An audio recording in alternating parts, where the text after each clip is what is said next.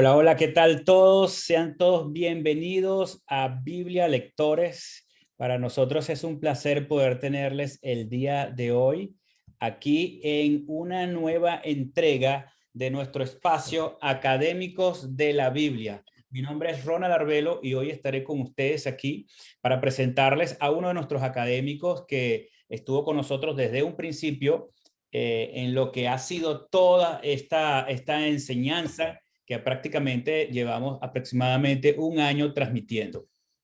Bueno, para mí es un placer poder compartir con ustedes a todos los que están ahorita en la sala y asimismo también con los que nos ven en diferido a través de nuestras redes sociales, @Biblia Lectores en Facebook, en YouTube, en Twitter, en Instagram y también a través de nuestros canales en Telegram. Así que bueno, un placer poder tenerles. Les pido que por favor mantengan cerrada su audio y mantengan cerrado también su vídeo mientras esté la conferencia. Como ya ustedes saben, luego de 45 minutos de exposición, tendríamos 15 minutos de preguntas y respuestas.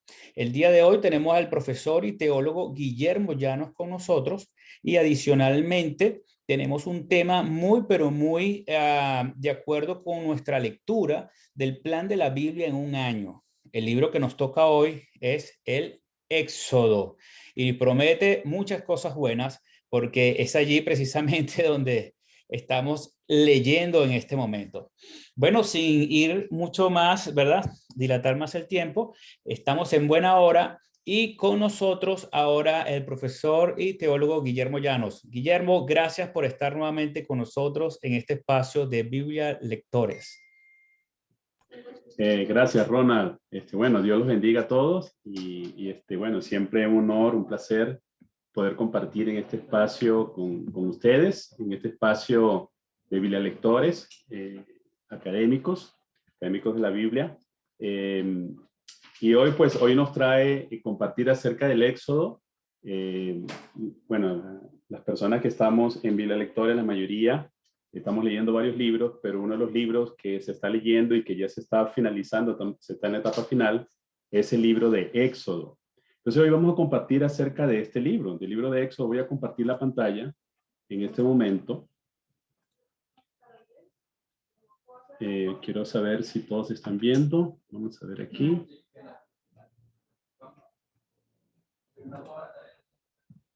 Sí, se ve perfecto. Ok, quiero ver si la pantalla la ven. Ok. Ok, bien. Ok, bien. Fíjense, el título de esta ponencia de hoy se llama ¿Cómo relacionarnos con Dios a través del libro del Éxodo? Y antes de entrar en el libro propiamente, fíjense, el nombre relacionarnos con Dios a través del libro del Éxodo es básicamente porque el libro del Éxodo tiene que ver con una relación con Dios. Pero hay una diferencia, por ejemplo, cuando hablamos de una relación con Dios en el libro de Génesis. El libro de Génesis, el primer libro de la Biblia, también es un libro de relación con Dios. La diferencia con el libro del Éxodo, y voy a empezar, digamos, por el final, por mi conclusión, es que en el libro de Génesis, por ejemplo, nosotros podemos ver que hay una relación con Dios de individuos, ¿no? Hay una relación de Dios, por decirles desde el principio, entre Adán y Dios, entre Eva y Dios.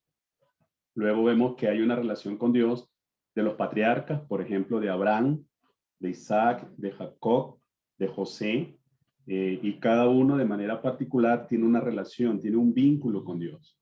Pero cuando nosotros hablamos de una relación con Dios a través del libro del Éxodo, aunque hay una relación individual con Dios, por ejemplo, de Moisés para con Dios, también estamos hablando de una relación colectiva, de una relación de un pueblo. A diferencia del libro de Génesis, ya en el libro del Éxodo nos adentramos ya en la relación de un pueblo, en este caso el pueblo de Israel, el pueblo escogido por Dios, con Dios mismo, la relación que parte de Dios para con su pueblo y que continúa del pueblo hacia con Dios, ¿no? Esa relación que hay entre ambos lo podemos ver en el libro del Éxodo. Por eso, cómo relacionarnos con Dios a través del libro del Éxodo tiene que ver con eso, aunque vamos a hablar ¿De qué trata el libro del Éxodo? El título tiene que ver con esto porque vamos a ver que el libro y lo que están leyendo el libro del Éxodo en este momento, que ya van finalizando, se pueden haber dado cuenta que a lo largo de la narrativa del libro del Éxodo hay una relación de Dios con su pueblo, ¿no? Básicamente.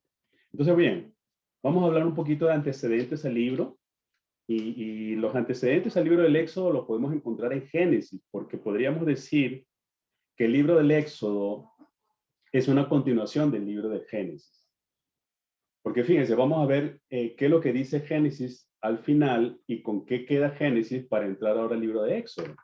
Fíjense, por ejemplo, en Génesis 46, 27 dice, como los dos hijos de José que le nacieron en Egipto, con los dos hijos de José que le nacieron en Egipto, el total de miembros de la familia de Jacob que emigró a Egipto ascendió a 70 personas. Fíjense, aquí es clave esto, ¿no?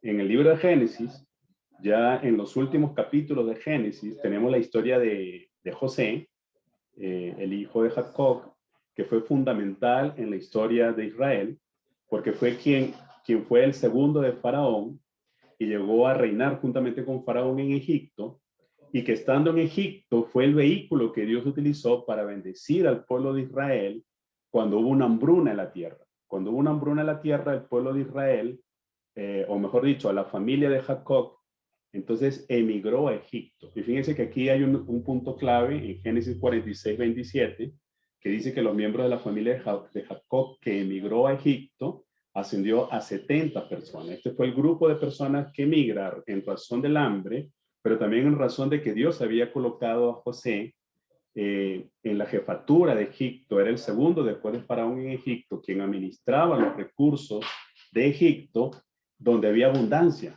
Y entonces este más o menos es el parámetro en el cual nos estamos parando inicialmente. Luego, en Génesis capítulo 47, versículo 27, dice, los israelitas se asentaron en Egipto, en la región de Gosén, y adquirieron propiedades allí, prosperaron y llegaron a ser muy numerosos. Fíjense qué interesante, porque aquí habla entonces de cómo ellos llegaron a ser muy numerosos, de llegar a ser, de tener 70 personas que emigraron, llegaron a ser muy numerosos, ¿no? Ya, un momentito.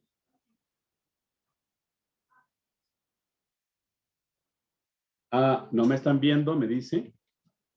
A ver, un momentito. Sí te estamos viendo la presentación, pero no la cámara visual de tu rostro, pues, pero la presentación está perfecta. Ah, perfecto, ok, ya. Ahora sí, ¿verdad? Sí, se ve ambas. Bien, bien, bien. Entonces vamos a continuar por aquí. Bien. Bien, entonces los israelitas se asentaron, dice Génesis 47, 27, en Egipto, en la región de Gosén, y adquirieron propiedades allí. Ya estamos hablando de Egipto, ya ellos están asentados en Egipto y llegaron a ser muy numerosos, se multiplicaron sobremanera. Entonces, bueno, Génesis nos indica esto, ya al finalizar prácticamente en los últimos, en los últimos versículos, porque finaliza con la muerte de José, nos habla acerca de este hecho, que es puntual. Llegaron a ser muy numerosos. Esos 70 que emigraron a Egipto llegaron a ser muy numerosos. Ahora en el Éxodo, adentrándonos ya propiamente en el libro del Éxodo, quise colocar esto para que tengamos una idea de lo que significa una gran multitud cuando comienzan a multiplicarse de 70 de un grupo pequeño que había asentado en Egipto, y llegaron a ser muchos. Fíjense, ya en el libro del Éxodo, capítulo 1, versículos del 8 al 10, dice que subió por entonces al trono de Egipto un nuevo rey que no había conocido a José. Este rey o este faraón no reconoció a José y dijo a su pueblo, no conoció a José, perdón, y dijo a su pueblo. Este ya es un mensaje desde el poder, desde la autoridad principal de Egipto, dirigiéndose a su pueblo egipcio, y le dice, dense cuenta de que los israelitas se están multiplicando y haciéndose más fuerte que nosotros. Es un dato importante. Ellos se están haciendo más fuerte que nosotros. Actuemos sabiamente respecto a ellos, no sea que sigan multiplicándose y en caso de guerra se pongan del lado de nuestros enemigos, luchen contra nosotros y se marchen del país. Fíjense, esa es ya no reconocen a José, ya el pueblo de Israel se había multiplicado, y en este caso, este faraón que se había establecido, que no reconoció a José, que no conoció a José, al ver cómo el pueblo israelita que estaba en su territorio se había multiplicado sobremanera, comenzó a tener ciertas suspicacias, ciertos temores, comenzó a tener ciertas reservas con este pueblo que se había establecido en Egipto.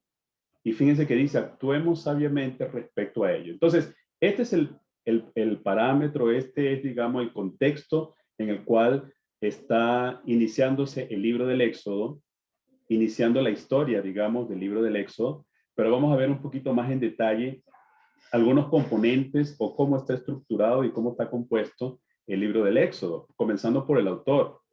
El autor se cree que es Moisés. Hay eruditos que han tenido dudas en relación a si Moisés realmente es el autor, pero yo voy a citar algunos pasajes del mismo Éxodo y un versículo que está en el Nuevo Testamento que dice lo siguiente. Por ejemplo, Éxodo 17:14. Entonces el Señor le dijo a Moisés, pon esto por escrito en un rollo de cuero. Y también aquí en 24:4, Moisés puso entonces por escrito lo que el Señor había dicho. Y en el 34:27, el Señor le dijo a Moisés, pon estas palabras por escrito.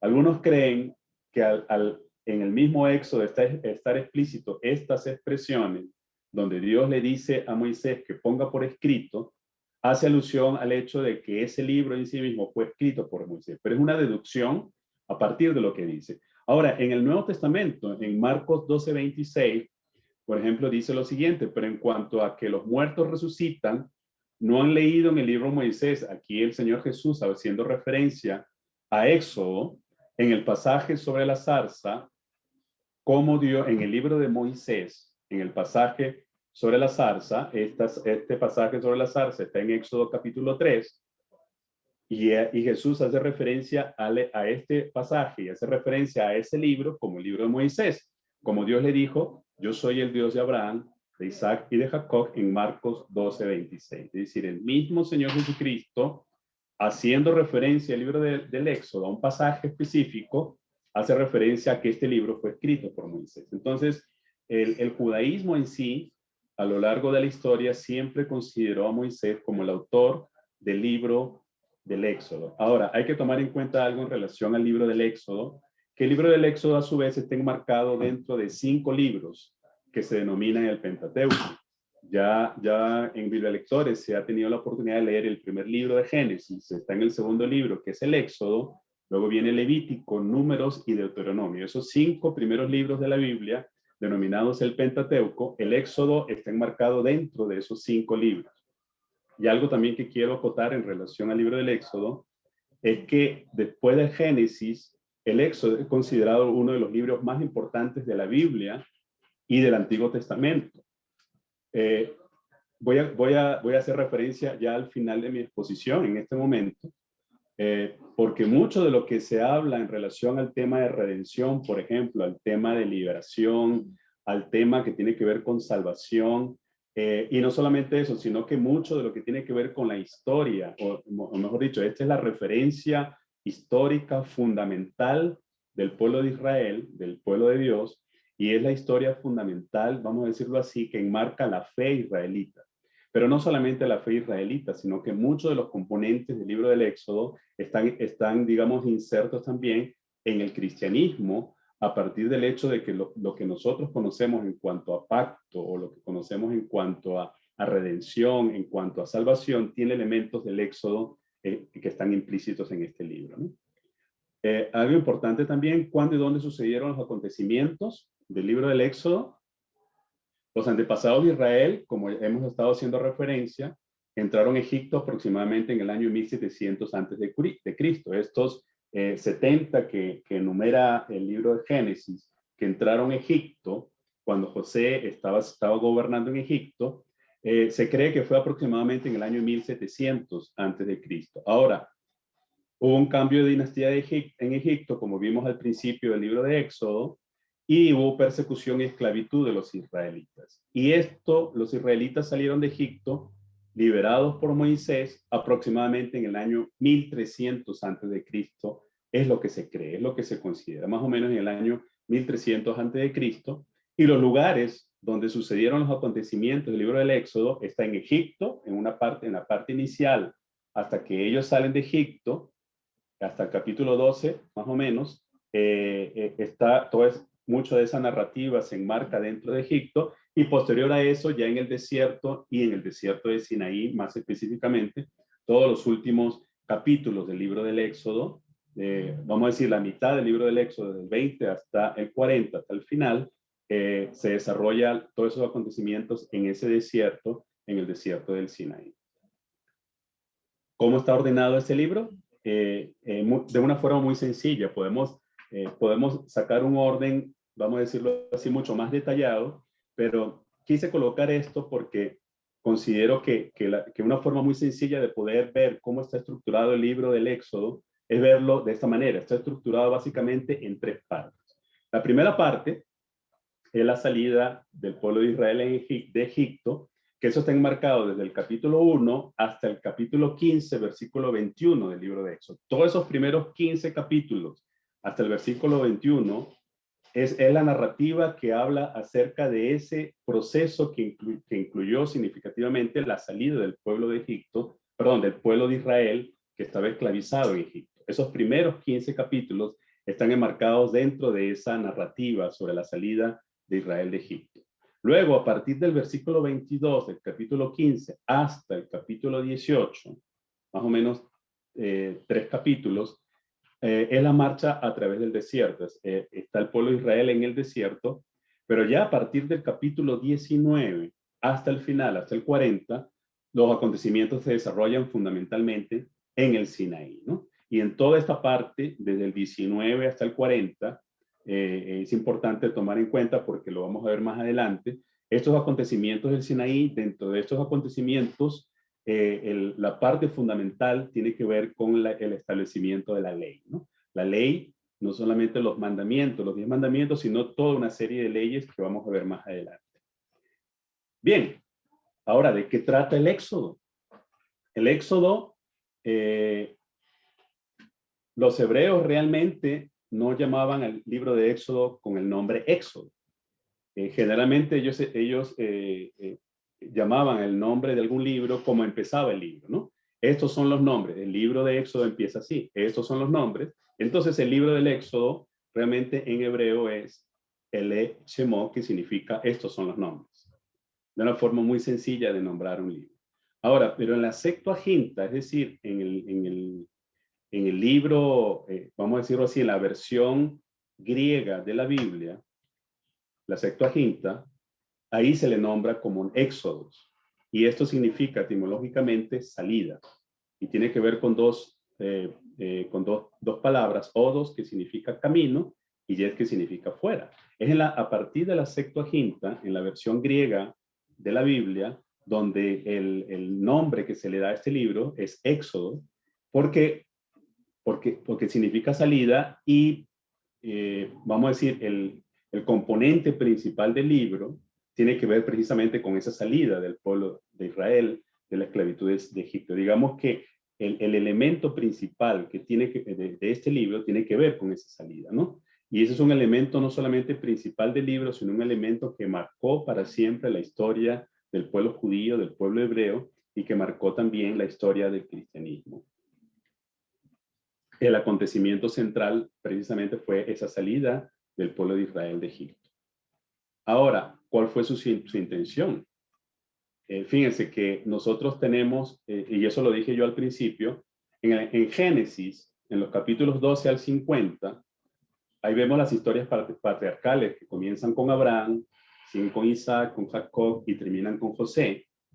Y esas historias patriarcales son individuales, como habíamos hecho referencia al principio cuando hice mi introducción, de esa relación que hubo entre Dios e individuos. Pero ya en el Éxodo hay un nuevo personaje que no es individual, sino que es colectivo. Ahora estamos hablando de todo un pueblo, el pueblo de Israel que se fue constituyendo, y que termina constituyéndose en el libro del Éxodo como pueblo de Dios, ¿verdad? Que se relaciona con Dios.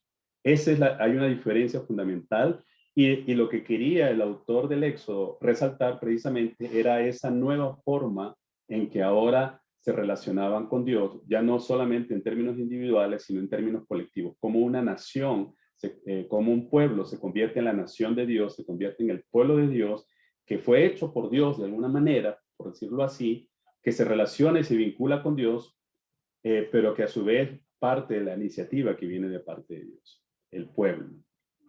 Fíjense lo que dice Éxodo capítulo 1, versículos 5 al 7. En total, los descendientes de Jacob, y eso es al principio del libro, eran 70, como habíamos hecho referencia en Génesis. José ya estaba en Egipto, murieron José y sus hermanos y toda aquella generación. Sin embargo, los israelitas tuvieron muchos hijos y a tal grado se multiplicaron que fueron haciéndose más y más poderosos. El país se fue llenando de ellos. Fíjense que la narrativa inicial del Éxodo nos hace, porque es al principio que está ahí, nos hace ver que es una narrativa colectiva. Tiene que ver ahora con un pueblo que se ha multiplicado, que se ha multiplicado grandemente y que ese pueblo es el pueblo de Dios. Bien, ¿cuál fue su marco histórico?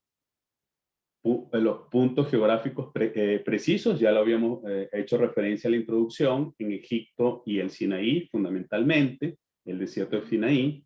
La primera parte de la marcha por el desierto, acontecimientos que hicieron de Israel el pueblo de Dios, la salida de Egipto, fundamentalmente, y el paso del Mar Rojo.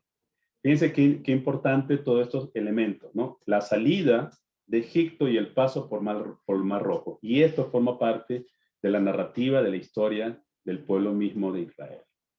Y el pacto del Sinaí. Algunos consideran, incluso por eso coloco aquí esta parte que dice Evangelio del Antiguo Testamento, que el libro del Éxodo podría considerarse como una especie de evangelio del Antiguo Testamento, porque su narrativa precisamente habla de esa historia de la salvación del pueblo de Israel, la historia de cómo fue salvado poderosamente por manos de un Dios todopoderoso, ¿no? Bien, ahora seguimos con el marco histórico.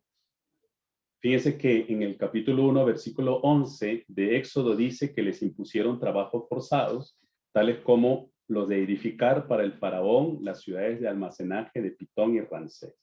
Estos elementos, cuando ya dice almacenaje de Pitón y Ramsés, es un elemento clave para poder ver más o menos en qué marco histórico estaba sucediendo los hechos.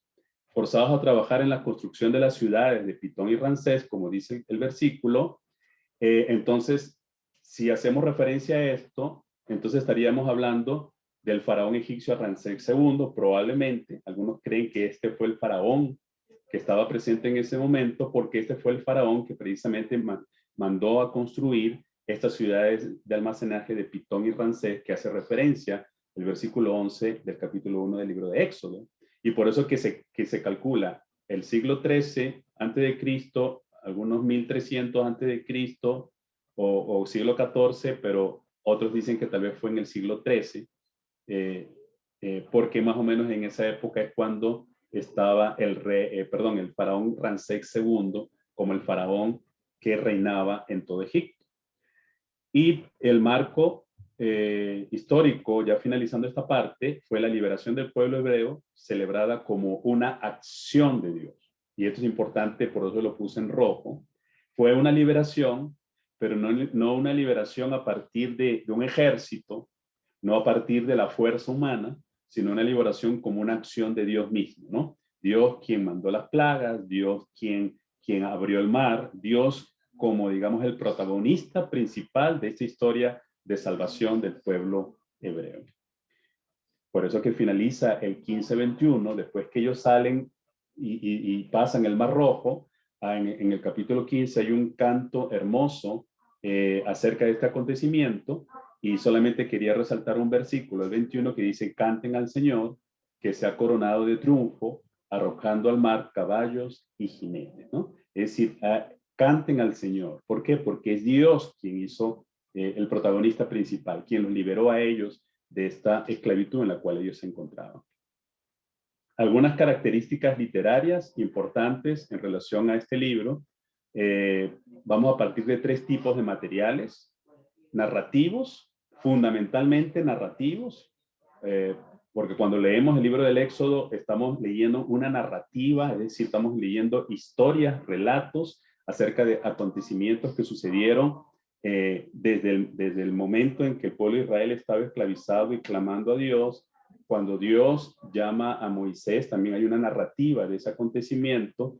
Cuando Dios manda y llama a Moisés, y Moisés es el instrumento que Dios usa para hablar con Faraón, los acontecimientos de las plagas y todo el proceso de liberación del pueblo de Israel y los acontecimientos del desierto. Todo esto es una narrativa que tiene un hilo conductor. Otros materiales que encontramos también en el libro del Éxodo son materiales legales, porque mucho del contenido del libro tiene que ver con leyes. A partir fíjense, cuando en el capítulo 19 nos encontramos con ese pacto que Dios hace con el pueblo de Israel, a partir del capítulo 20 están lo que se conoce como los 10 mandamientos, otros llaman el decálogo, pero a partir de ese momento, del capítulo 20, incluso hasta el finalizar el libro, en el capítulo 40, fundamentalmente lo que vamos a encontrar ahí son leyes. Leyes en relación a Dios, leyes en relación al culto que se debe dar a Dios, y leyes que tienen que ver con la relación interpersonal, leyes de protección, etcétera, etcétera, ¿no? Entonces, el grueso, digamos, la mitad del libro del Éxodo, fundamentalmente está compuesto por materiales legales. Y también hay componentes litúrgicos que están a lo largo del libro en diferentes momentos. Hay ciertos componentes, tanto de leyes como de componentes litúrgicos, leyes litúrgicas, perdón. Materiales narrativos también, hay relatos, por ejemplo, dentro de los materiales narrativos como tal, fíjense, hemos hablado de que son 3 tipos de materiales, ¿verdad? Narrativos, legales y litúrgicos. Y ahora hablando de materiales narrativos, a su vez, dentro de los materiales narrativos hay relatos que describen, por ejemplo, la opresión de los hebreos.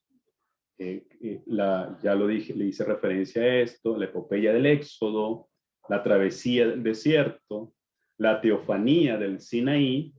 La teofanía tiene que ver con esos momentos en que Dios hizo apariciones, ¿no? Cuando Dios se le presentó a Moisés, cuando Moisés sube al monte Sinaí, tiene un encuentro con Dios, Dios se le parece, pero antes, en el capítulo 3, cuando Moisés está en el desierto pastoreando las ovejas de su suegro, tiene un encuentro, una teofanía, porque tuvo un encuentro con Dios. Dios se manifestó, hizo una aparición a través de una zarza y habla con él. Cuando él sube al monte de Sinaí, tuvo un encuentro con Dios, ¿no? Entonces, eso es lo que se llama teofanía.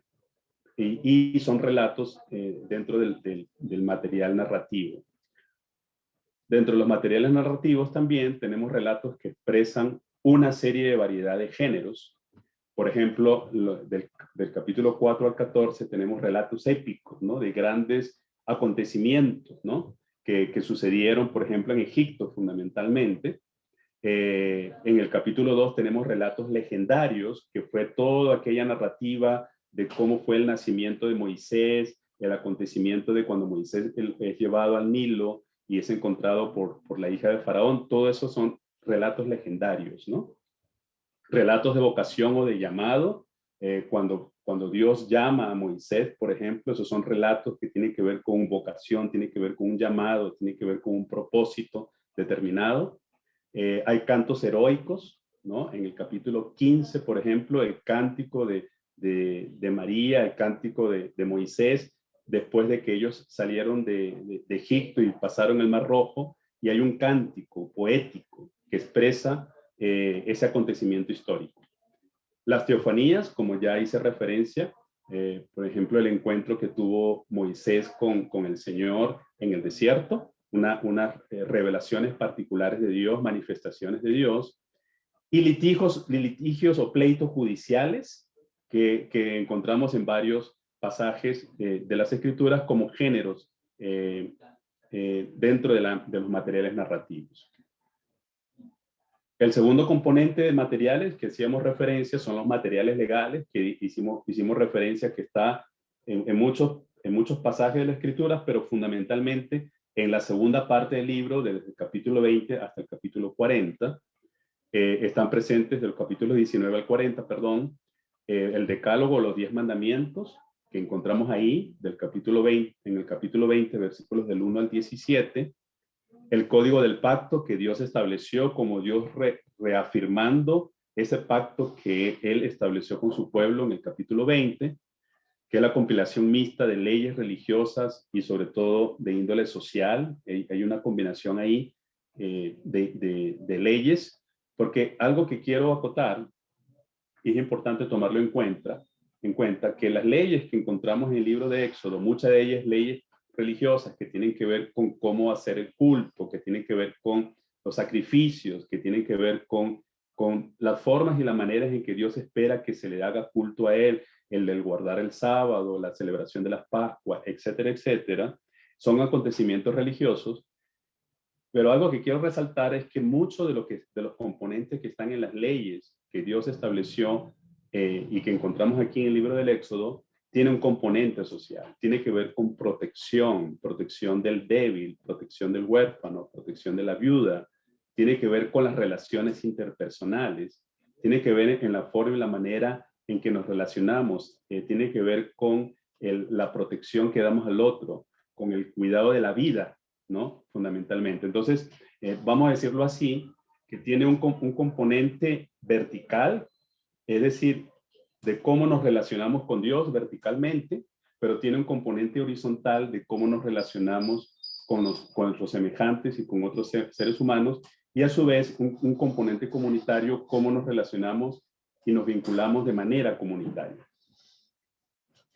Tiene normas culturales dentro del marco legal relativas al santuario y al culto, como hicimos referencia, y un decálogo ritual en el capítulo 34 de cómo debe guardarse los rituales que Dios había establecido para la forma y la manera en que ellos debían adorarle a Él. Y por último, en cuanto a materiales, están los materiales litúrgicos propiamente, aparecen más dispersos en el libro, a lo largo del libro, se encuentran entre formas narrativas y legales, ahí están incrustados, fundamentalmente pues en el capítulo 11, en el 19, en el 20, en el 24, en diferentes capítulos del libro del Éxodo encontramos estos llamados materiales litúrgicos. Ahora, vamos a ver ya, este es el componente, vamos a decirlo así, el último componente que quería traer en relación al libro del Éxodo, que son los temas teológicos clave del libro del Éxodo, que creo que es algo importante a tomar en cuenta. En primer lugar, un componente importante que quiero traer aquí a la mesa tiene que ver con la presencia de Dios. Es un componente importante, y fíjense, coloqué aquí lo de la zarza ardiente, porque cuando Moisés está en el desierto, pastoreando sus ovejas, él tiene un encuentro con Dios. Él tiene un encuentro con la presencia de Dios, se hace presente. Moisés no tiene un encuentro con Dios porque Moisés estaba buscando a Dios. Es Dios quien tomó la iniciativa y manifestó su presencia, en este caso, a través de una acción sobrenatural. Pero antes de esto, o mejor dicho, en la narrativa de este acontecimiento, cuando Dios se le presenta a Moisés, hace referencia al hecho de que el pueblo de Israel está clamando a Dios. El pueblo de Israel está clamando, esclavizado en Egipto, está clamando por su liberación y pareciera que haya una ausencia de Dios. Porque es como que están clamando, pero no encuentran respuesta. Están clamando día a día, mes a mes, año a año, y sus condiciones no cambian. Entonces, pero lo que Dios le hace referencia a Moisés en relación a esto, y lo que le dice es que él ha escuchado su oración. Es decir, realmente no es que hubo una ausencia, sino hubo una ausencia divina, pero en relación a cómo el pueblo se estaba viendo a sí mismo, porque al no encontrar respuesta, es como si Dios no estuviera presente. Y Dios recuerda su pacto con los patriarcas. Cuando Dios se presenta a Moisés en esa manifestación de él, uno de los aspectos que Dios le dice a Moisés en relación a sí mismo es que yo soy el Dios de Abraham, el Dios de Isaac y el Dios de Jacob. Él se presenta como el Dios que hizo un pacto con los patriarcas, pero Dios a su vez le dice que él recordó ese pacto, que cuando él escuchó el clamor del pueblo de Israel, él recordó el pacto que él había establecido con Abraham, con Isaac y con Jacob, y que en razón de eso, él se hace presente. Dios llama a Moisés, ¿no? Dios manifiesta su presencia, fíjense. Primero encontramos ausencia, luego Dios manifiesta su presencia manifestándose como el Dios de los antepasados, el Dios de los patriarcas, pero Dios manifiesta su presencia también llamando, en este caso a Moisés, para los propósitos de él. De estas tres maneras podemos ver la presencia de Dios. Y Dios se presenta también en los juicios, en las plagas. En las plagas se hace presente cuando abre el mar rojo, se hace presente de manera sobrenatural. Entonces, si hay un elemento teológico importante a tomar en cuenta cuando estamos ante el libro del Éxodo, es lo referente a la presencia de Dios, a la manifestación de la presencia de Dios. Y por supuesto la revelación de su nombre como Jehová es el Señor. Señor, cuando me presente ante tu pueblo y me pregunten quién te envió, ¿qué les digo? ¿Cuál es tu nombre? Entonces él dice, yo soy el que soy, Jehová es el Señor, fue el que te envió. Ese es mi nombre. Entonces Dios se revela como el Señor, pero se revela a su vez como ese Dios que tiene un pueblo. Bien. El otro elemento importante a considerar desde el punto de vista teológico en relación al libro del Éxodo tiene que ver con el elemento de la liberación, fundamental en el libro. Un pueblo que está esclavizado y que es liberado por un Dios que se hace presente en la historia de este pueblo. Dos elementos claves del credo de Israel. Fíjense, dentro de la creencia fundamental del pueblo de Israel hay dos elementos. Uno es que el Señor los sacó de Egipto y otro es que el Señor los llevó a la tierra prometida. Esos son los dos elementos esenciales. Pero en el Éxodo significa y celebra el primero. Lo que nosotros vemos en el Éxodo, dentro de los dos elementos principales o claves del credo israelita, uno de esos elementos está presente aquí, que es cuando el Señor los sacó de Egipto. El segundo elemento es cuando el Señor los lleva a la tierra prometida, que eso ya lo encontramos en Josué. Pero aquí encontramos ese elemento clave, uno de los elementos clave, que es cuando Dios los saca de Egipto. Ahora, algo que quiero resaltar aquí, y tiene que ver con la liberación del pueblo de Israel de manera sobrenatural por parte de Dios, es que aquí primero encontramos un Dios que se hace presente, que manifiesta su presencia, y ahora encontramos un Dios que libera a su pueblo, un pueblo que está esclavizado, y yo podría decir, añadiendo a esto de liberación, que este es el Dios que se introduce en la historia de la humanidad. Es un Dios que no es ajeno a los acontecimientos de la historia propia de la humanidad. En este caso particular, la historia que estaba sucediéndose en el pueblo que estaba esclavizado en Egipto, por un lado. Y por otro lado, este Dios que manifiesta su presencia liberando, es un Dios que no es indiferente al sufrimiento y a la esclavitud en la cual estaba su pueblo. Es un Dios que se hace presente para liberar, vamos a decirlo así, sobrenaturalmente, pero liberar de manera integral a este pueblo que estaba esclavizado en Egipto. El pueblo toma conciencia que es Dios quien nos liberó de la esclavitud. Y esto es importante. No nos liberamos por nuestra propia fuerza, no nos liberamos porque nosotros teníamos un gran ejército, no nos liberamos ni siquiera porque teníamos un líder como Moisés, sino que nos fuimos liberados por un Dios todopoderoso que se manifestó para hacernos libres. Un Dios que no es indiferente, un Dios que tiene misericordia, un Dios que se manifiesta en la historia e interviene en esta historia para liberar al ser humano. Dios se convierte en su Señor y se convierte en su liberador. Otro aspecto también importante tiene que ver con el pacto y ese sentido del pacto como un elemento teológico. Hubo un pacto en el capítulo 19 fundamentalmente, aunque hay en el 20 también hay, y posteriormente en otros capítulos también hay referencia a pacto, pero el pacto fundamental se estableció en el capítulo 19. Se trata de la relación, cuando hablamos del sentido del pacto, estamos hablando de esa relación especial entre el Señor e Israel que se crea en ese monte Sinaí. Por eso puse esos dos aros, como cuando hay un pacto matrimonial, ¿no? Es como entre dos partes establecen un acuerdo, establecen un pacto propiamente de fidelidad, de amor. En este caso, hay un pacto entre el pueblo de Israel y Dios, entre Dios y el pueblo, una relación especial entre el Señor e Israel que se establece en ese monte, el monte Sinaí. Israel se convierte entonces en el pueblo del Señor en razón de ese pacto, y el Señor se convierte en el Dios de Israel en razón de ese pacto. Es como me dice, vamos a hacer un pacto, yo voy a ser tu Dios y tú vas a ser mi pueblo, ¿no? Eso es bidireccional en este caso.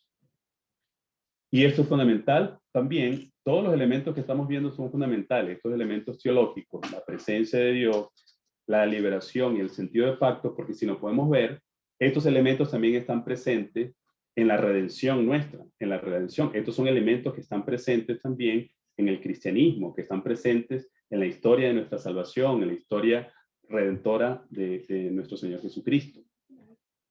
Otro aspecto importante desde el punto de vista teológico es la ley como respuesta al pacto. Hay un pacto que se establece entre Dios y su pueblo, y la respuesta a ese pacto es la ley. ¿Por qué? Israel responde de forma personal a su relación con Dios. ¿Y nosotros qué? Nosotros vamos a obedecer. Nosotros te vamos a obedecer. La ley se recibe no como una imposición desde afuera. No es, bueno, aquí les voy a dejar la ley y ustedes lo obedecen y punto. No, se establece a partir de un pacto. Y es un reconocimiento de las necesidades de honrar y respetar, y aquí quiero centrarme, al Dios del pacto y a las demás personas. Porque muchas veces nosotros pudiéramos tener la idea de que cuando hablamos de la ley en el Antiguo Testamento, y específicamente en el libro del Éxodo, que estamos hablando de una imposición que Dios Dios colocó. Como quien dice, bueno, o hacen esto y punto. Pero Dios lo estableció dentro de un pacto. Y yo me atrevería a decir aquí, yo añadiría esto, dentro de un pacto de amor.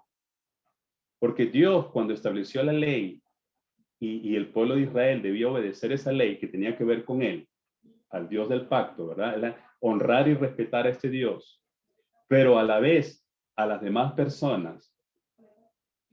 Dios lo que está estableciendo es el marco de referencia sobre el cual se iba a establecer esta relación entre ellos. Cuando nosotros hablamos de la ley, estamos hablando de ese marco de referencia. O sea, ¿cómo me voy a vincular con Dios? ¿Cómo me voy a vincular con mi prójimo? Ese marco de referencia que me va a permitir saber cómo se va a desarrollar esto es la ley.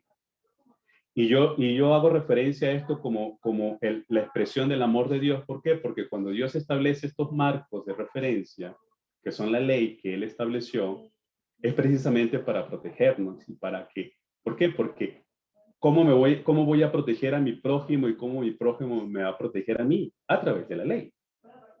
¿Cómo yo voy a honrar a Dios con mi vida? A través de la ley. Es decir, ¿cómo yo sé cuándo yo honro a Dios? ¿Cómo yo sé cuándo estoy bendiciendo a mi prójimo o cuándo Él me está bendiciendo a mí? ¿Cómo yo lo sé? El marco de referencia es la ley. Es algo que Dios estableció para el bienestar de la humanidad, para el bienestar nuestro. Para el bienestar nuestro, uno en relación con Dios y uno en relación el uno con el otro. Porque nosotros como seres humanos necesitamos esto. Ahora, haciendo hincapié en esto, también quiero hacer referencia a lo siguiente. Las leyes también que Dios estableció, acordémonos de algo, hay un pueblo que está esclavizado en Egipto. Este pueblo no se ha establecido como nación como tal, pasa por el desierto del Sinaí y luego, posteriormente, 40 años después, entra a la tierra prometida para establecerse como nación, pero toda nación, no solamente Israel, sino que toda nación de la tierra necesita como marco de referencia tener ley para poder estructurarse como nación. Y Dios, una de las cosas que estaba haciendo es que Él estaba estableciendo una nación. Y para que esta nación se estableciera necesitaba ese marco de referencia que era la ley, las leyes de convivencia, pero también necesitaba ese marco de referencia de cómo esta nación se iba a relacionar con él. Entonces, eso es importante, me detuve aquí un momento porque es importante tomarlo en cuenta, porque ese es el marco en el cual estamos cuando estamos leyendo el libro del Éxodo. Cuando leemos el libro del Éxodo es importante colocarnos en este marco de referencia en el cual estamos, porque estamos hablando de un marco de referencia de una relación entre Dios y su pueblo, pero que Dios coloca estas leyes no por algo que está sacando de la manga o porque es un Dios autoritario que quiere que lo obedezcan y punto, sino que estamos hablando de un marco de referencia, estamos hablando en el marco, perdón, de la respuesta a un pacto que Dios estableció con su pueblo y que en respuesta a ese pacto se establecieron este marco de referencia. Y lo otro importante que hice referencia anteriormente también es que desde el punto de vista teológico, el libro del Éxodo está presente en toda la Biblia. Y podemos leer en algún momento, si tienes el tiempo de leer en Isaías 43, 18 al 21, o Jeremías 31, 31 al 34, solamente son algunos versículos, podemos extraer otros más, donde por ejemplo se habla de un nuevo éxodo o donde se habla de un nuevo pacto. Cuando hablan de un nuevo éxodo y hablan de un nuevo pacto, están haciendo referencia a la narrativa que está presente en el libro del Éxodo. Prefigura la obra redentora de Cristo, hemos hecho referencia a esto también. Hay elementos teológicos dentro del libro del Éxodo que prefiguran esa obra redentora de Cristo Jesús. Hay elementos que nos hace desde donde se toma para poder entender incluso la obra redentora de Cristo Jesús en el Nuevo Testamento. Fíjense que Pablo en 1 Corintios 5:7, haciendo referencia a la Pascua que se estableció aquí en el libro del Éxodo, en el capítulo 12, cuando habla de la Pascua judía, cuando el Señor le dio instrucciones a los israelitas, ¿no? Cuando ellos iban a salir de la tierra de Egipto, en 1 Corintios 5:7, Pablo hace referencia a que la verdadera Pascua, que era esa celebración judía que se inició cuando ellos salieron antes de que ellos salgan de Egipto, en ese proceso de salir, y que Dios pues no mató a ningún israelita en ese proceso, sino solamente a los primogénitos de los egipcios. Él dice, la verdadera Pascua es Cristo. Dice en 1 Corintios 5:7, haciendo referencia al Éxodo.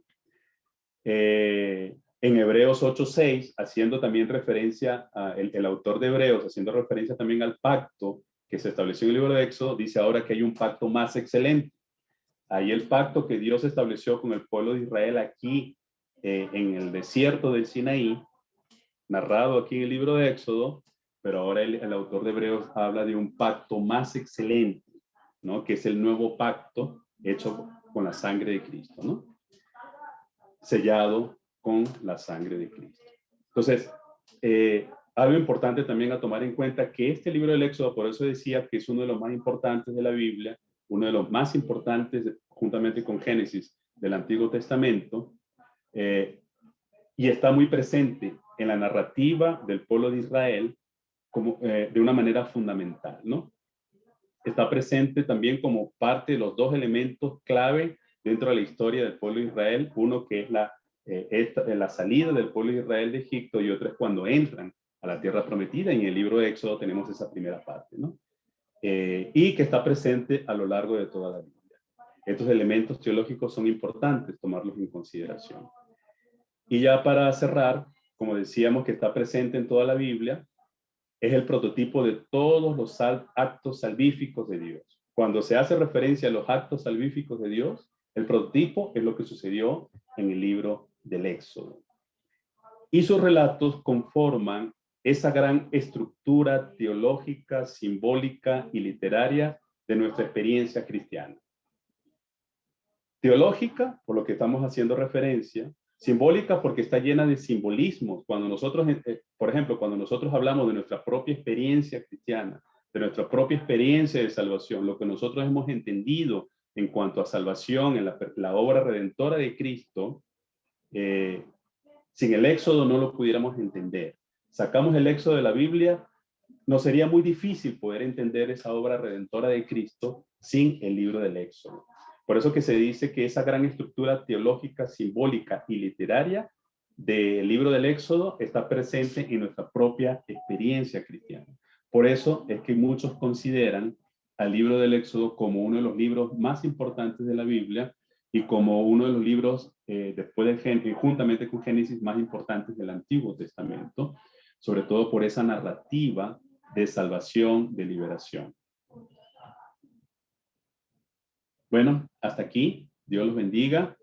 Hasta este momento, pues, se podría haber extraído mucho más cosas en relación al libro del Éxodo, pero nos llevaría mucho más tiempo poder hacerlo.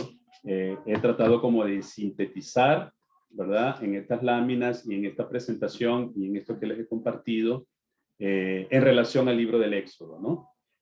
Tomé algunas citas y eso como referencia, pero es importante, pues, que tomemos en cuenta algunos elementos que acabamos de compartir.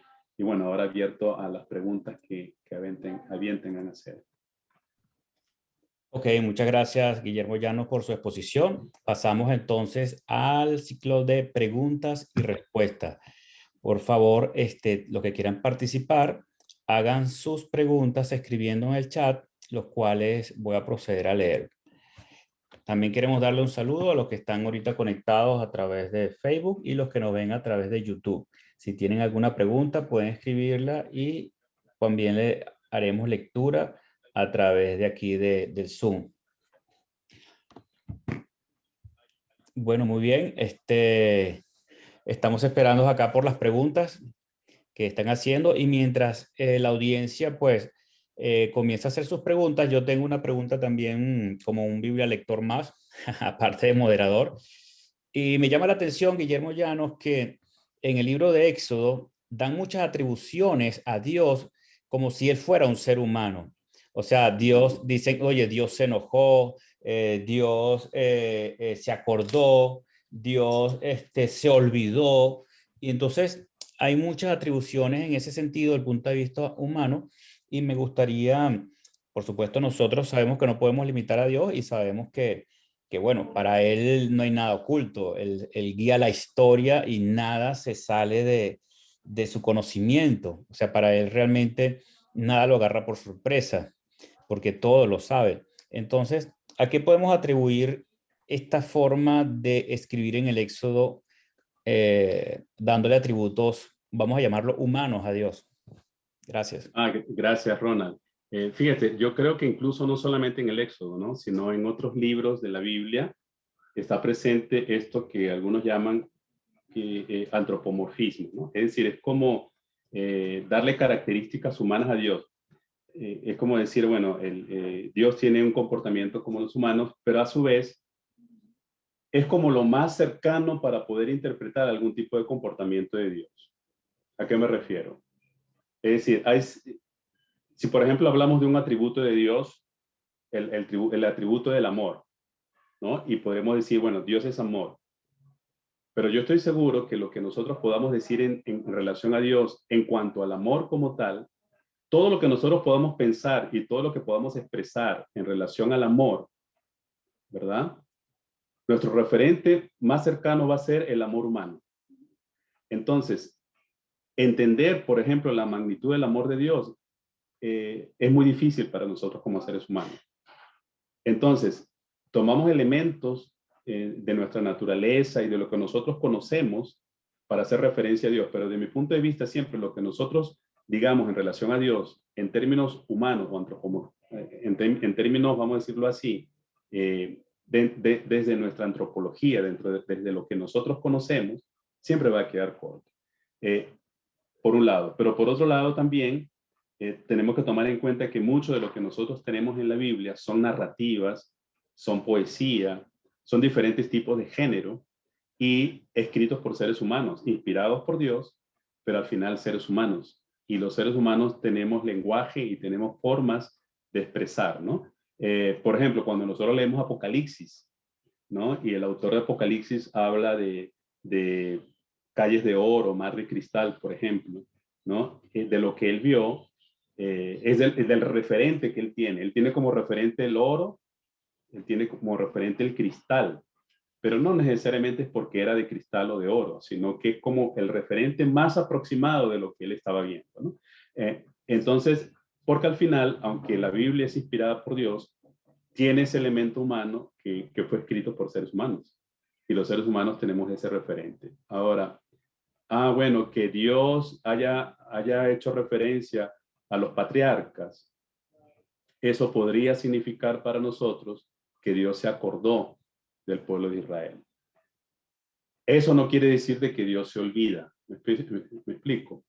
Porque uno inmediatamente podría pensar, bueno, si la Biblia dice que Dios se acordó del pueblo de Israel porque se acordó de los patriarcas, ¿será que él se había olvidado de su pueblo? Entonces ahora fue que se acordó.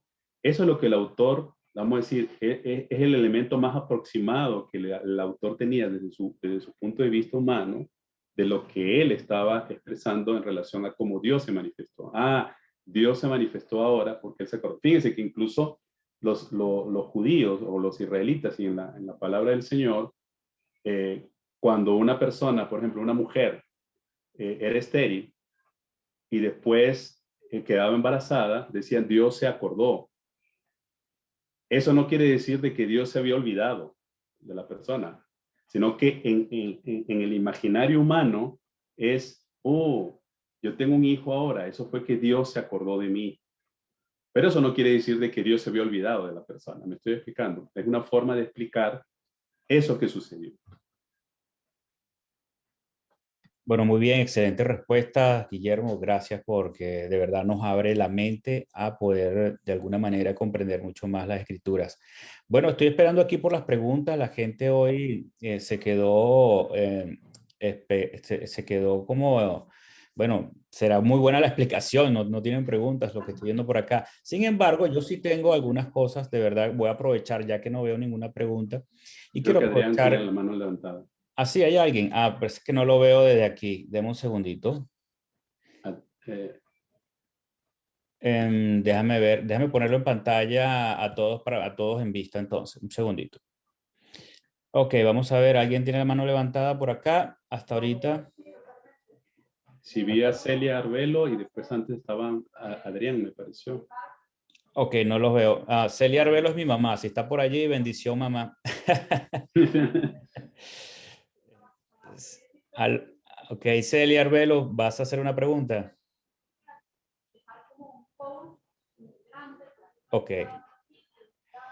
Aquí otra persona viste, pero no vi a más nadie en realidad. Adrián vi. Adrián, ok. Adrián, ¿cómo estás? ¿De dónde conectas y cuál es tu pregunta? Sí, buenas tardes aquí de Costa Rica. Son las 4 de la tarde. Bendiciones para cada uno de ustedes. Qué gusto compartir Sí. con ustedes. Es un placer. No, yo no tengo ninguna pregunta. Me vengo conectando hasta ahora. Vale, está bien, Ok. Adrián. Gracias Gracias, por Adrián. conectar y Dios te bueno, bendiga. veo que estás tomando nota allí. Bueno, mira, sí, Guillermo, veo mientras los demás están por preguntar, yo sí tengo otra pregunta adicional y es lo siguiente. En el Génesis, muchas oportunidades, hubo muchísima maldad hasta el punto de que, bueno, la humanidad entera, en el primer lugar, volvió de alguna manera a comenzar a través de Noé.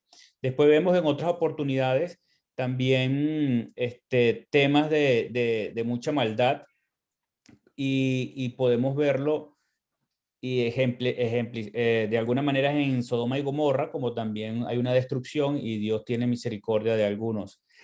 Y vemos también que hay muchísimos actos de maldad, ¿verdad? Del ser humano en sí. Siempre hay como una relación de maldad consigo mismo. Y yo quería, de alguna manera, hacerte la siguiente pregunta. Tú hablaste ahorita de que de un pacto sale una ley y esa ley es en respuesta a ese pacto. La ley es relacionarse con Dios. En términos, vamos a llamarlo así, de denominador común, es como un pacto de amor. Yo te hago la pregunta. Antes de que existiera la ley, entonces, lo que podríamos decir es que estaba el amor y que Dios, para cuidar a la humanidad, coloca estas leyes de tal manera que el mismo ser humano no se haga daño. O sea, que vienes a enfatizar el hecho de que realmente se ame. Es como crear conciencia en el pueblo de Israel de que este Dios nos está hablando de que debemos cuidarnos unos a otros en esa relación de amarlo a Él, de amarnos a nosotros y amar a los que están al lado nuestro. Que quizás Jesús pudo resumir esos 10 mandamientos en uno solo, cuando Él dice que amen como yo les he amado. ¿Qué podrías decirnos en cuanto a eso? El amor y la ley, por favor, en el Éxodo. Sí, fíjate, si nos remontamos al principio en Génesis, hubo un pacto, ¿verdad? Y no estaba la ley como tal, pero sí Dios le había establecido al ser humano un mandamiento, le había establecido un mandato, ¿no? Le había dicho, puedes comer de todo árbol, pero del árbol de la ciencia, el bien y el mal no podrás comer, el día que de él comas morirás. Ese es un mandato, ¿no? Ese es una orden de parte de Dios. Puedes comer todo lo que quieras y entonces sojuzga la tierra, llénala, pero no puedes comer de esto, el día que comas morirás, ¿no? Lo que Dios le está diciendo le está estableciendo ese marco de referencia, pero a la vez el Señor le está diciendo, le está estableciendo al hombre no solamente ese marco de referencia, sino que le está hablando también de las consecuencias de salirse de ese marco, ¿no? Por supuesto, todos conocemos la historia de que el ser humano se salió de ese marco y a partir de salirse de ese marco es que ha venido todas las consecuencias posteriores, ¿no? Cómo surge a partir de eso, entra el pecado en la humanidad y a lo largo de la historia lo hemos visto. Ahora, pero cuando entra en escena Abraham, Dios establece ahora un nuevo pacto con la humanidad a partir de Abraham. Y fíjese que en el Antiguo Testamento, incluso el apóstol Pablo hace referencia a Abraham, que fue anterior a Moisés, ¿no? Él hace referencia a esto porque ese fue un pacto basado en la fe. O sea, el pacto por la fe fue antes que el pacto por la ley, ¿no? Entonces, Dios le da un mandato, en este caso a Abraham, de que deje su tierra, su parentela, a una tierra que él le va a mostrar y le dice, haré de ti una nación grande. O sea, aquí ya está prefigurando el Señor ese pueblo que él iba a establecer, que se comienza a establecer en el Éxodo, a partir de un pacto, pero ese pacto es por la fe. Y dice incluso el apóstol Pablo que él fue justificado por la fe y no por las obras, ¿no? Y a partir de ese momento, incluso, uno podría decirlo, incluso desde el principio, que hay una relación de amor entre Dios y el ser humano, ¿no? Porque, y esto es importante tomarlo en cuenta, cuando Dios establece esos marcos, tanto en esa relación con Adán y con Eva al principio, en esa relación con Abraham y ahora en esta relación con Moisés, solo que con Moisés fue mucho más específico, ya estamos hablando de la ley, con leyes muy específicas, pero no queriendo decir con esto que antes no había ley. ¿Y por qué? Porque incluso hace referencia al apóstol Pablo de que estaba escrito en el corazón y era la conciencia también que cada ser humano tenía.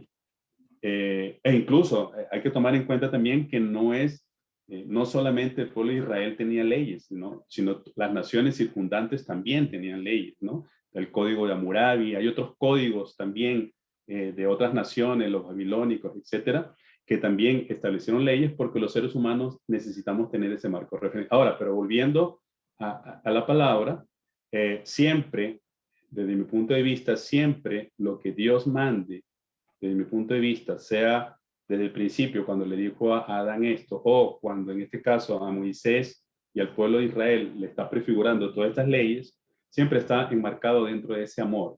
Porque acordémonos de algo, ¿no? En esencia, y la palabra del Señor dice que Dios es amor. ¿Y cómo manifiesta Dios ese amor?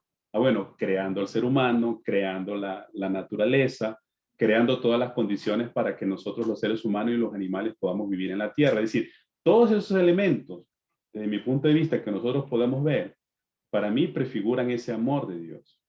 Y las leyes forman parte de eso. Cuando Dios establece, imaginémonos por un momento una nación, ya sacándolo de este marco. Imaginémonos por un momento una nación que no tenga leyes. ¿Cómo sería, no? O sea, ¿cómo sería el caos en el cual nos encontraríamos como nación o como pueblo?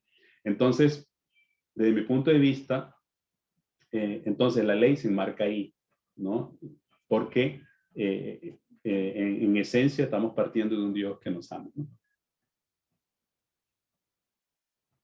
Ok, gracias, Guillermo. La gente se activó, Guillermo, ya te voy a leer aquí en el chat. Vamos a leer por acá. Bueno, a Rebeca le gustaron las preguntas que acabamos de hacer. Dice que tenía exactamente esa pregunta. Gracias, Rebeca. Vemos por acá Anaís Marcano. Te lo voy a leer en varias preguntas y al final, bueno, tú le das respuesta, ya que los minutos son pocos, ¿vale? Me gustaría que ampliaran sobre el pecado de idolatría y sus consecuencias, así como sus secuelas, así como qué secuelas podemos ver hoy en día de esa falta. Anótalo por allí mientras te leo todo. Jorge Navarrete dice, saludos Guillermo, excelente tu exposición magistral, gracias.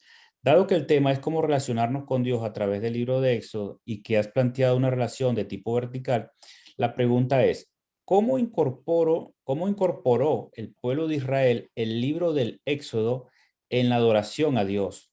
Entre paréntesis, libro de los Salmos en el periodo de la monarquía. Y sigue, ¿y qué patrones basados en principios podemos adoptar nosotros a partir de esta experiencia nuestra en nuestra adoración a Dios? Esa es una, ¿no? Voy a leer por acá. Ok, sí, se repitió la misma pregunta. Voy con Sikri. Sikri nos escribe, saludos a todos y bendiciones. Muchas gracias por la explicación. Entiendo que las leyes se crearon para mantener un orden dentro del pueblo de Israel. Sin embargo, hasta el día de hoy los cristianos respetarnos los 10 mandamientos, pero noto que existieron otros mandatos que no los respetamos por estar viviendo la época de la gracia. Mi pregunta es, dice Sikri, ¿por qué asumimos como cristianos que unas leyes del Antiguo Testamento están vigentes y nos relaciona con Dios y otras no? Entonces, bueno, dejo abierto para ti el orden que quieras responder a estas preguntas. Sé que la de Jorge Navarrete está un poquito más larga, te la puedo repetir después de las otras si quieres. Vale. Está bien. Sí, uno, gracias por las preguntas, muy buenas todas. Fíjense, en relación a la idolatría, ¿no? Es importante entender y tomar en cuenta, mejor dicho, que no lo expresamos y por supuesto no está presente en la palabra como tal explícitamente, ¿no? Y es entender, desde mi punto de vista, que mucho de lo que nosotros encontramos en la palabra del Señor en relación a Dios y en relación a la idolatría, por supuesto tiene que ver, en relación a la idolatría, tiene que ver con otros pueblos, ¿no? Debemos tomar en cuenta algo, que la mentalidad politeísta estaba muy presente en otros pueblos, e incluso en el mismo pueblo de Israel en sus orígenes. Muchos consideran que llegar a creer en un solo Dios, pensando en ese Dios como el único Dios, fue un proceso, no fue algo dado así de repente, ¿no? Entonces, fue un proceso, vamos a decir, progresivo. Y una de las cosas que Dios quiso desde el principio y cuando establece a su pueblo, es que este pueblo debía diferenciarse de los otros pueblos, ¿no? Fundamentalmente, partiendo del hecho de que hay un solo Dios, por un lado, y por otro lado, fíjense, los otros pueblos, e incluso cuando nosotros vemos en la narrativa en el libro del Éxodo, por ejemplo, cuando Moisés hacía algún tipo de milagro, ¿no? Cuando hacía una plaga o hacía algo, los magos o la parte esotérica de Egipto hacía algo similar, ¿no? Porque ellos también tenían, digamos, sus fuerzas y tenían sus deidades. Lo vemos también en el nuevo, más adelante, cuando Elías reta a los profetas de Baal y cómo él los reta a tal punto de que, porque ellos tenían en su referente también de que, y no sucedió nada, pero ellos pensaban que algo como lo que estaba sucediendo, que podía bajar algo del cielo, podía suceder a partir de la invocación de sus dioses. Entonces, de alguna forma, y eso hay que tomarlo en cuenta, cuando Dios se manifiesta en el libro del Éxodo, y por ejemplo se manifiesta en cada una de las plagas en la que Él se manifiesta, cada una de esas plagas tenía un componente también de hacerle frente a la idolatría que estaba presente, porque cada plaga tenía referencia a una deidad egipcia. Entonces, vamos a decir, si lo vemos desde el punto de vista de una batalla, ahí había un enfrentamiento entre que dio como resultado que el único Dios es Jehová, ¿no? Pero lo que estaba, fíjense, era tan así lo de la idolatría, que cuando en el capítulo, si mal no recuerdo, creo que fue en el 32, cuando el pueblo, cuando Moisés se sube al monte Sinaí, y él había subido varias veces, pero creo que, si mal no recuerdo, fue como la tercera vez que él sube al monte Sinaí y está ahí con Dios, ¿no? Dios le está dando instrucciones, el pueblo de Israel está abajo, porque el pueblo de Israel no podía subir al monte Sinaí, donde estaba la presencia de Dios, si no moría, y dice que Moisés tardaba, y cuando Moisés comenzó a tardar para ellos van a su líder que estaba ahí, que era el hermano de Moisés, Aarón, y le dice que les haga un Dios, ¿no? Moisés está tardando, haznos un Dios que nos guíe. O sea, porque ellos todavía tenían en su mente esa mentalidad idolátrica, ¿no?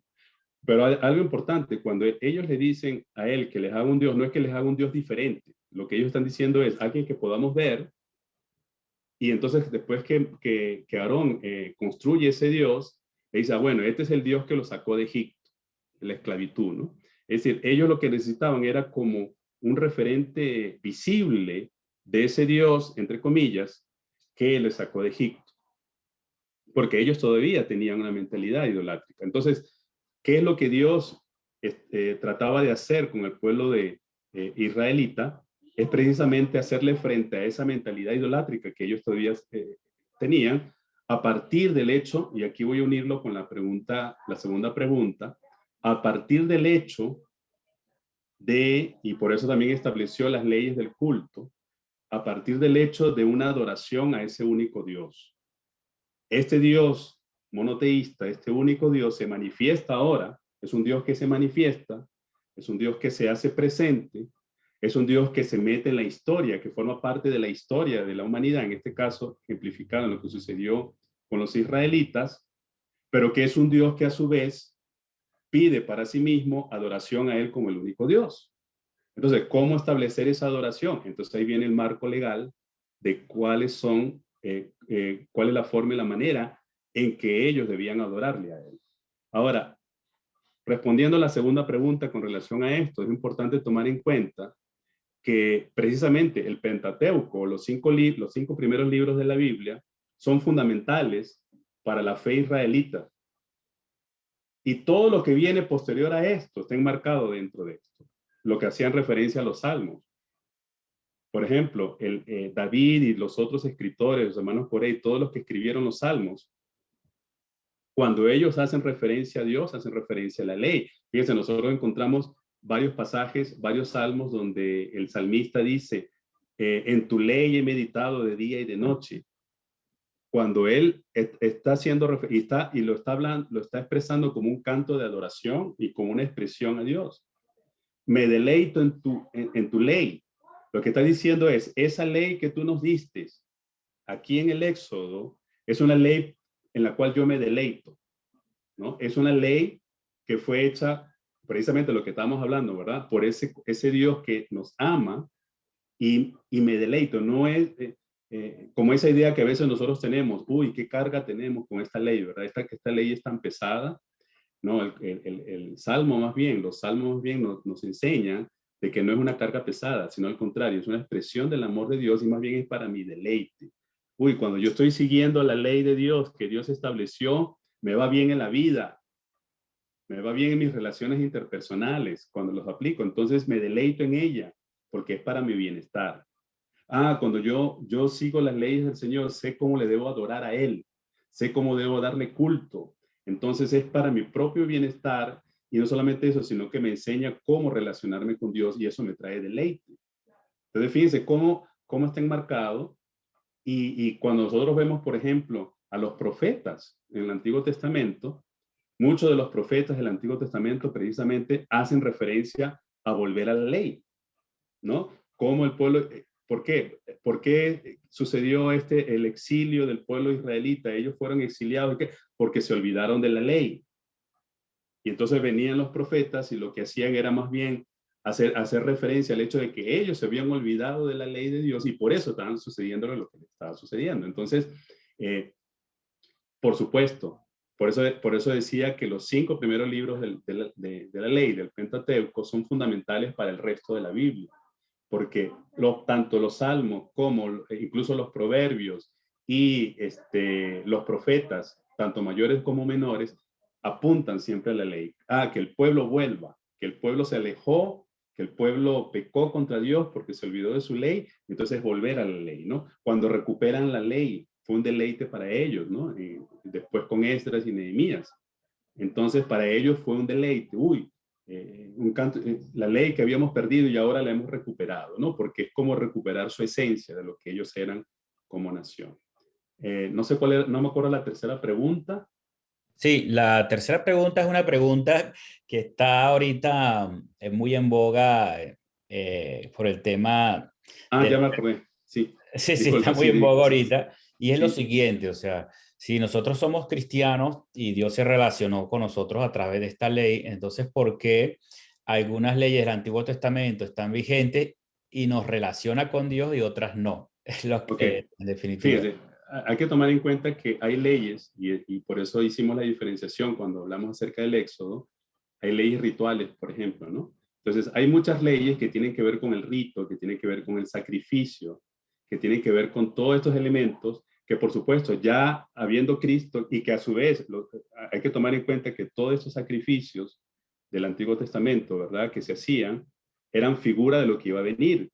Entonces, el verdadero sacrificio fue Cristo Jesús. Entonces, si Cristo Jesús fue el sacrificio y el único sacrificio, porque incluso Pablo dice, ¿verdad? Cada año necesitaban hacer los mismos sacrificios por los pecados de la humanidad, del pueblo de Israel, pero ahora en Cristo Jesús ya no es necesario porque era un solo sacrificio por todos los pecados. Entonces, todos los ritos y todas las leyes que tenían que ver con el sacrificio quedan abolidos en Cristo.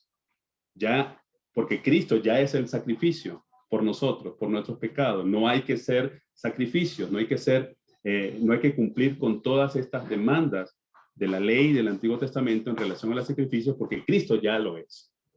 Eso es importante tomarlo en cuenta. Ahora, ¿qué pasa con los otros mandamientos?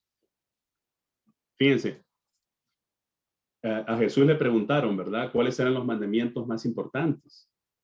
Y él respondió, y él dijo, amarás al Señor tu Dios con todo tu corazón, con toda tu alma y con todas tus fuerzas, que eso está en Deuteronomio, capítulo 6, y a tu prójimo como a ti mismo.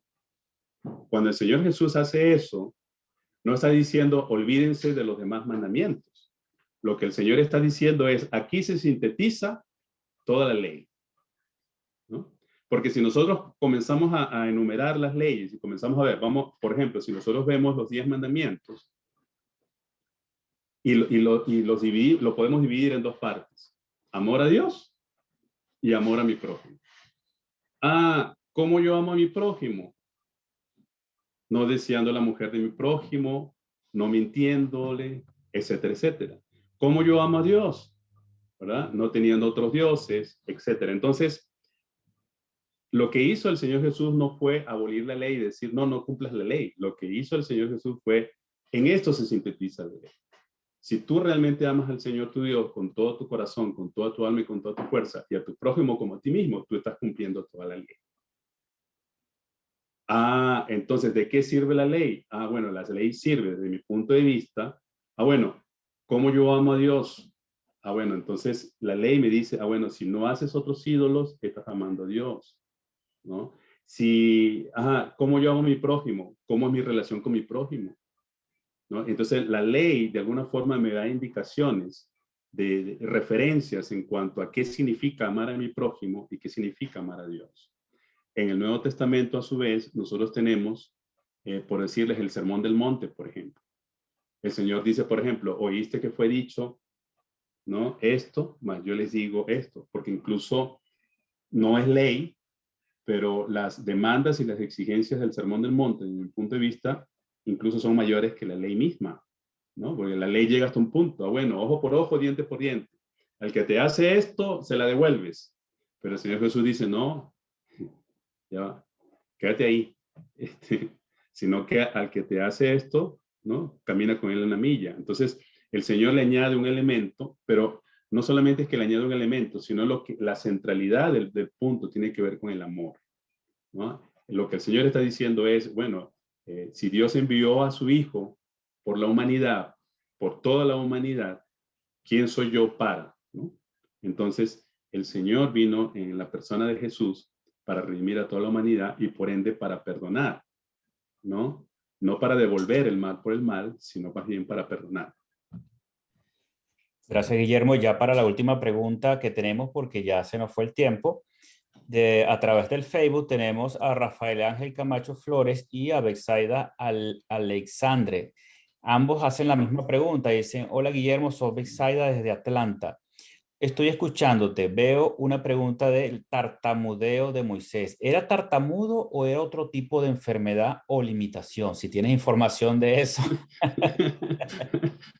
Bueno, supuestamente él no hablaba bien, pero yo no sé hasta qué punto el tartamudeo fue solamente en ese momento, porque cuando Dios le dice a él, ¿verdad?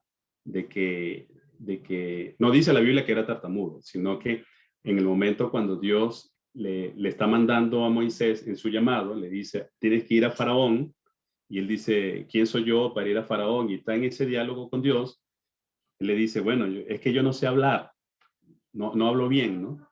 Entonces ahí fue cuando el Señor le dice, bueno, entonces usa a tu hermano Aarón para que él sea tu boca, ¿no?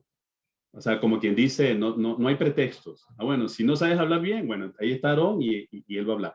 Ahora, no sé si hace referencia al hecho de que él era tartamudo, ¿no? Podría ser. Lo que dice es que él no hablaba bien. O él mismo dijo que no se habla bien.